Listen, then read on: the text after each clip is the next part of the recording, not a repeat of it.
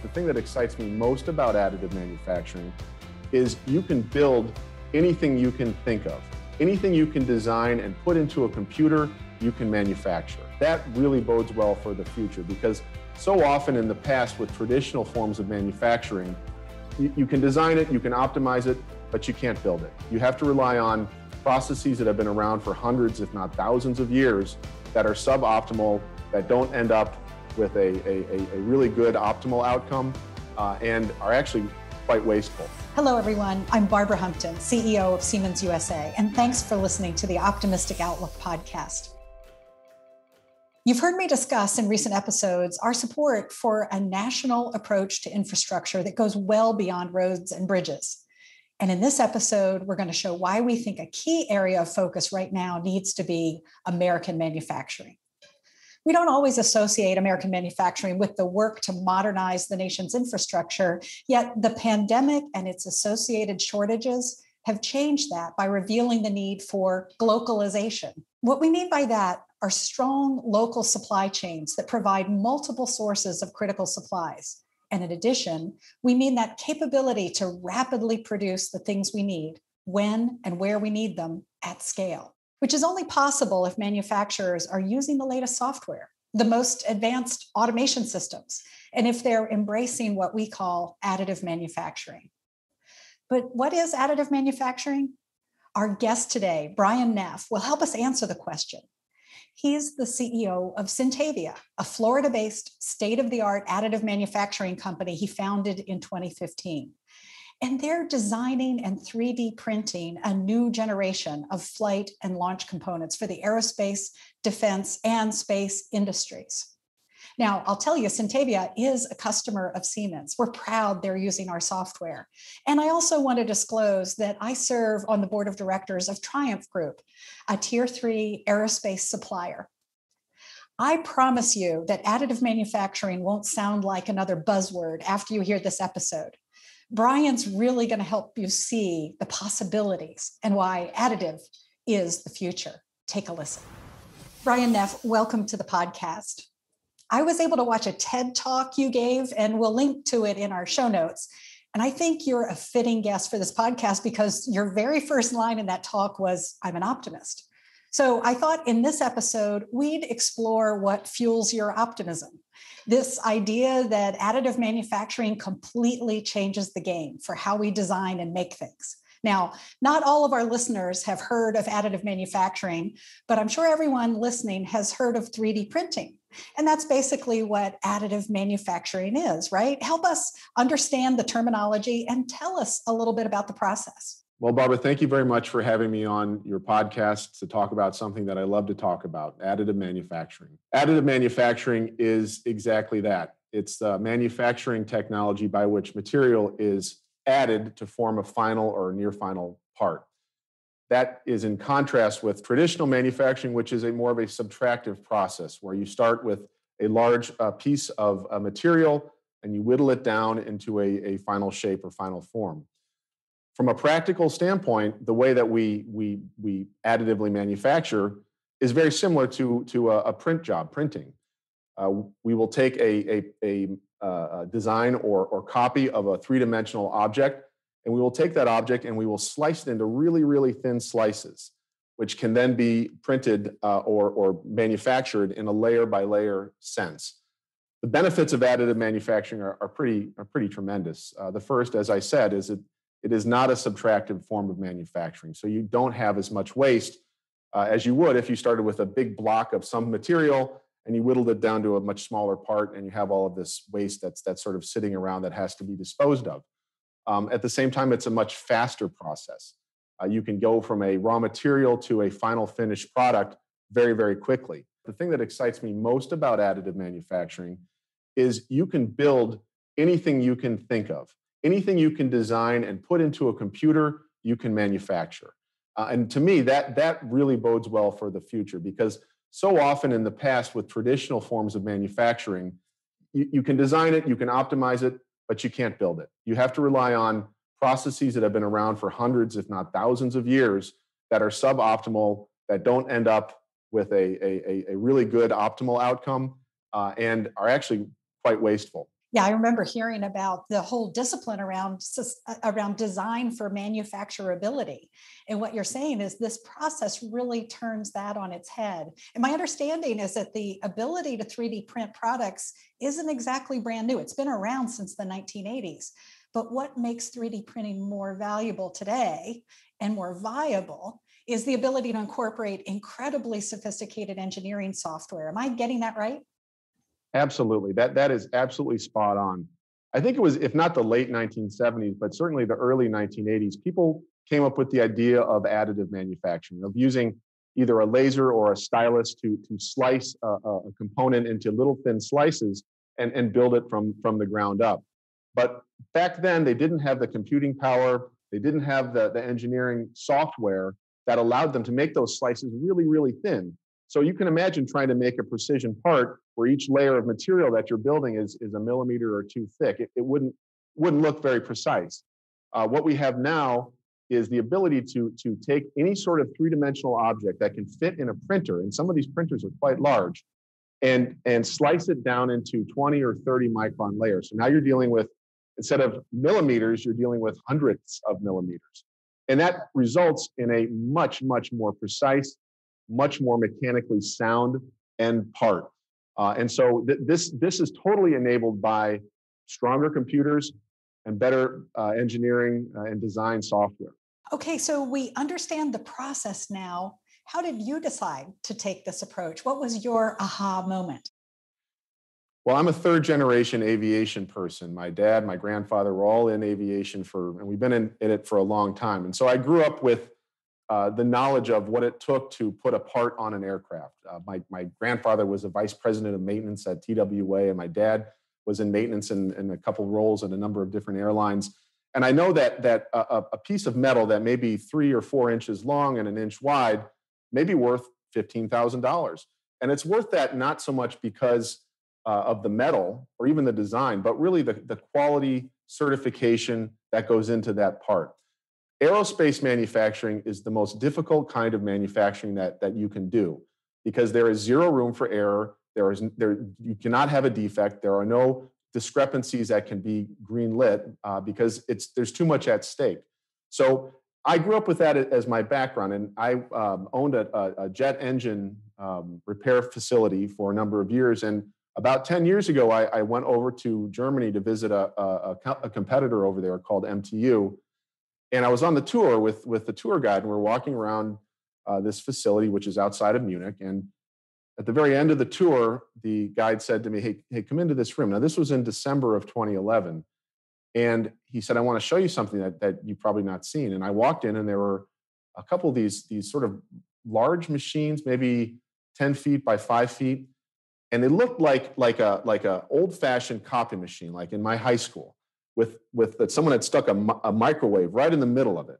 And he said, come over here. And he walked over to what looked like the microwave door. And he said, look in here.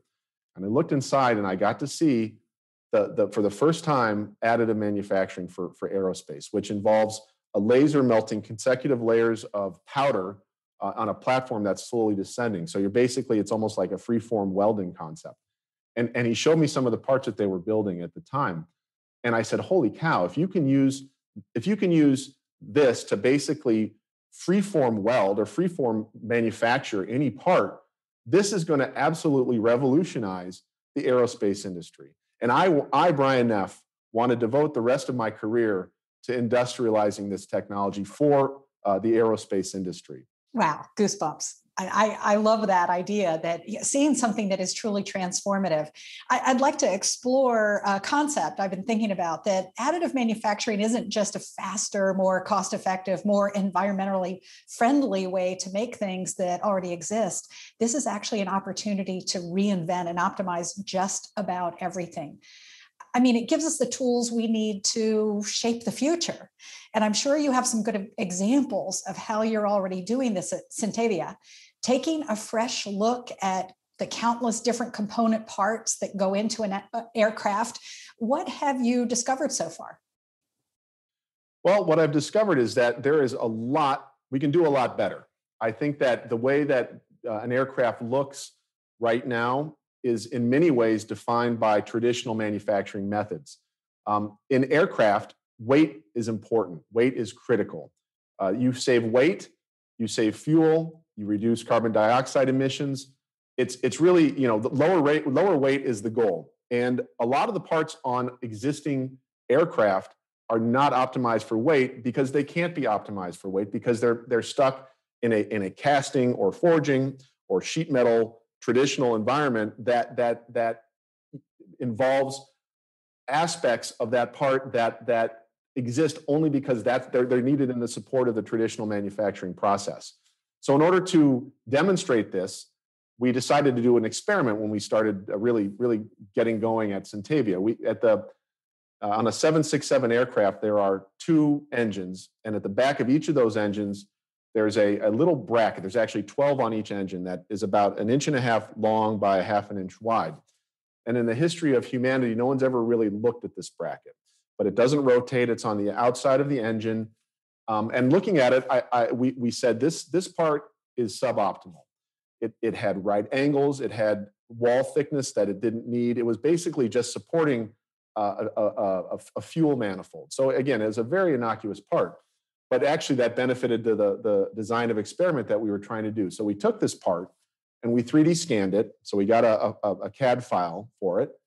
And we said, where can we take weight out here? How can we take this innocuous little part that no one's ever looked at and demonstrate that even in a little innocuous part, you can save weight? And so we found about 20% of the weight of this part we were able to take out. We were able to redesign it using a simulation software. So it looked very much like an organic structure. And that's one thing I've always been very interested in is you don't see a lot of right angles in nature. Things are sort of are organic because that's just the best way to support them. And a spider web, a tree, all of these things. And I think that additive allows for that sort of redesign. And in this case, when we optimized this little bracket, it looked like a very organic grown component. And we measured it. And as I said, we took out about 20% of the weight, which was probably 30 grams or about 1 ounce. And then we wanted to say, okay, we're lightweighting this part. Is this going to perform like the traditional part? So we took the traditional part, we took the lighter, the optimized part, and we put it in a fatigue tester, and we basically ran it until it failed. And our optimized part was 50% more durable than the sub-optimized part, and we were blown away by that. And then we said, okay, well, what does this really mean? So this one little part has 30 grams less or 1 ounce less weight. What does that mean from an emission standpoint? And looking across an entire fleet of aircraft on a large airline, it's probably around 600 or so aircraft on average. That 30 grams, Airbus actually did a study to demonstrate how important weight savings is to aircraft. They said 1 kilogram of weight reduction across a fleet of 600 aircraft will result in 24,000 gallons of fuel being saved per year, which equates to 250 tons of carbon dioxide emissions. So that little part, even taking 1 ounce out of one little part across a fleet of 600 aircraft, results in 720 gallons of fuel being saved per year. It's a pretty remarkable thing, and it's 100% enabled by additive manufacturing. Yeah. So this one little part that you did this on, and how many parts would you say are in an aircraft, Brian? Oh, there are tens of thousands of parts. I think that, and again, you can see across. For example, the example that I always give is the seats, the way that they attach into an aircraft. I can guarantee you that hasn't been looked at in 50 years. And that is not optimized. It's not optimized for safety. It's just basically a old, bracket that holds the seat in place. The carts, people have been on planes, they know carts. These are things that certainly can be optimized for weight. Landing gears can be optimized for weight. And as long as you can demonstrate repeatedly that you are meeting the safety criteria, which we can do, there's no reason why you wouldn't take that weight out and try to save weight in your flight. This is what's really inspiring about what you're doing with additive manufacturing, Brian. You're showing us that it's now possible to build anything we can see on a computer screen and think about the potential for aviation. I'll share that at Siemens, we innovated an electric motor for aviation, improved its capability using the same tools that you're talking about. We then sold that capability to Rolls-Royce so that they can bring it to full use in the aviation industry. We don't have an airworthiness certification process here in the work we do, but they do. And now our software is also being used to advance a new generation of supersonic aircraft, meaning flights traveling faster than the speed of sound. So, wow, if I predicted that we seem to be gaining the capabilities both to decarbonize aviation while reducing a flight from New York to London to just a few hours, I'm guessing a lot of people would say that sounds pretty pie in the sky. But I think you'd agree with me that this is actually where we're headed. Am I right? You're absolutely right. Aviation and aerospace is at the leading edge of the adoption of additive because it just makes so much sense, specifically within the propulsion system. So we spoke a little bit of lightweighting existing parts on existing aircraft. And that's a very, very good use of additive as a technology for aerospace. But the best use of additive is in a completely redesign of the entire aircraft and the power plants on that aircraft. And that's occurring right now. It's occurring across a number of different, very, very exciting demand verticals. I would say in my lifetime, when you think about air travel, it's pretty much been the same. You get in the car, you go to an airport, you get on a plane, it flies from point A to point B at about 450 miles an hour, burning kerosene, which is basically what Jet A fuel is. That is not the way it's going to be at the end of this decade. There are so many exciting new kinds of air travel innovations that are occurring right now. So you mentioned supersonic flight.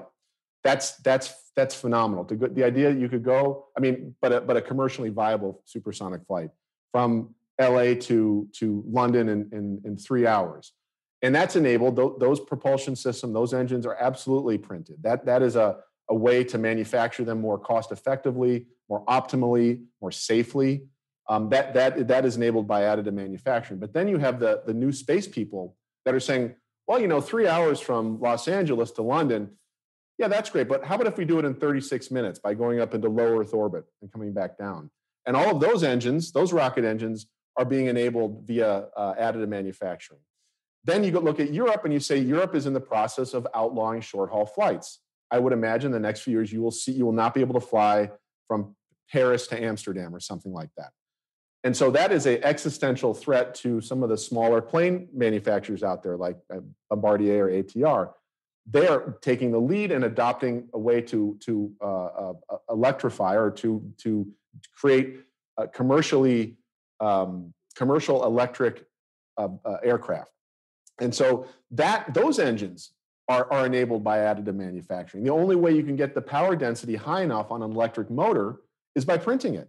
So in all of these different areas, you're seeing incredible innovations. The electric vertical takeoff and landing people, the eVTOL people. I'm a big believer in this area too. So that's basically unmanned, large drone aircraft that can move people around from one in a very short area. So think of like in place of your commute, or say you live in the suburbs, you want to go to the city, that sort of thing.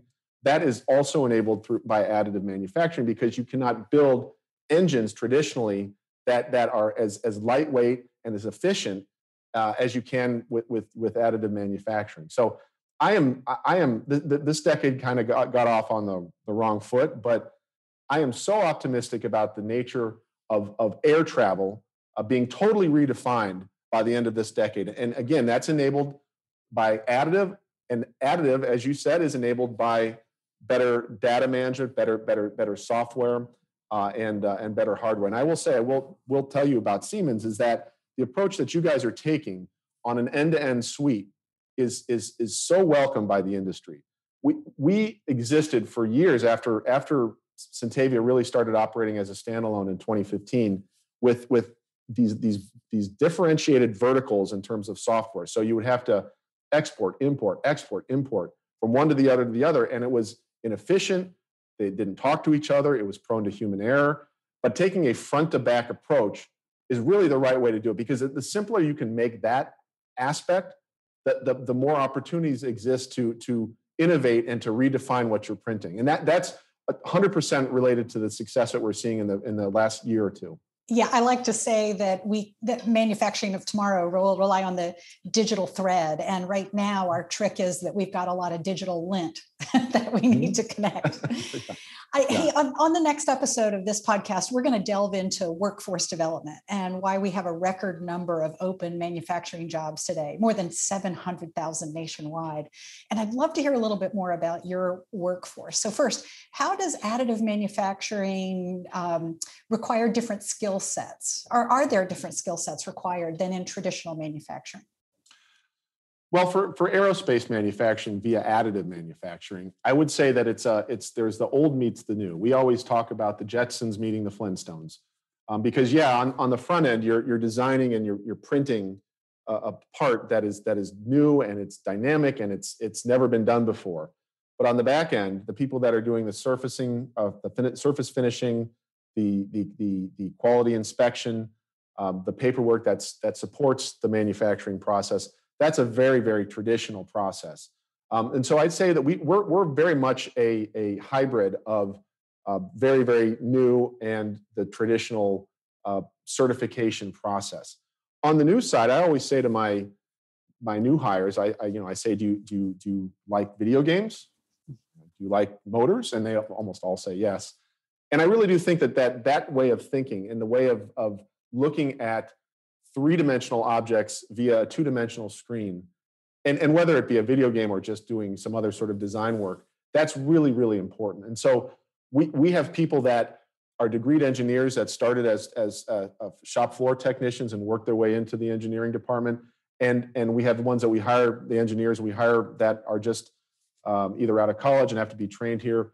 It's very, very much an old meets new mentality. And I think it's really, really exciting because when I look at the engineers that are out there, I look at my children and how they look at objects in three dimensions and how they can spin them around and they can look at them. You absolutely have to do that because that is how you're going to end up with the file that you're going to print.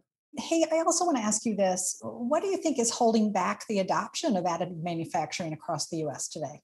Well, we get sort of caught up in the idea of what additive manufacturing is. I always say the best and worst things to ever happen to 3D printing were the Star Trek replicator in the old days, because that really grabs your imagination, and that really when you hear about that, you say, "This is amazing. When can I order my Earl Grey tea hot?" And yes, it is an amazing, transformative, dynamic technology, but it's not. You don't go from zero to incredibly complex multi-material designs and manufacturing overnight. It is still an iterative process to some degree.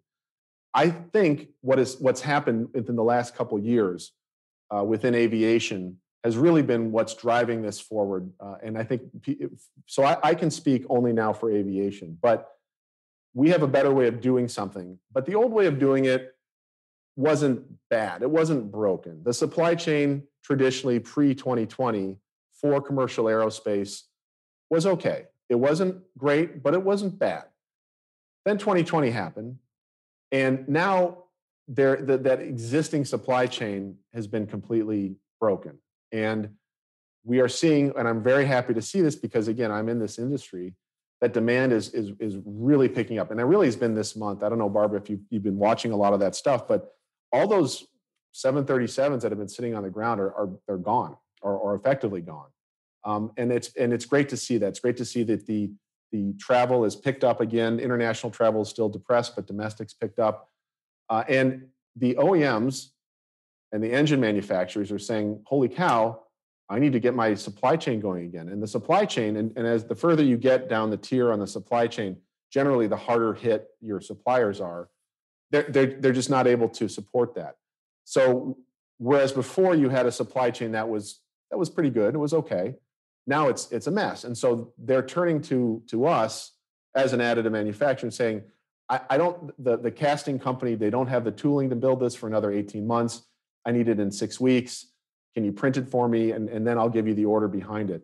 So that's really what's driving it forward. But I think that overall, it just takes a little time. It takes, a sort of a gradual transition into this technology. The acceptance is there. The acceptance in key industries is there. I think you see a lot of activity right now on maybe lowering the cost curve on some level for additive. There are certain technologies out there that are less expensive than others for 3D printing, and you're seeing a push into those areas. And so it is definitely coming. I've been asking myself since 2015, is this going to be the year? Is this going to be the year? Is this the year that we're going to see it? And this is the year. This is what I'm seeing, and it's a function of a lot of different things. I haven't spoken that much about the sustainability aspect of it, but that's a very, very big driver for building something that's newer, something that's better than what we've done in the past. Additive is an enabler of that, and so you're seeing consumers saying, "I want a more sustainable option." That's going to drive people into additive as well. The flying that I mentioned, the different ways of getting from point A to point B, that's driving people. People want that. Consumers want that.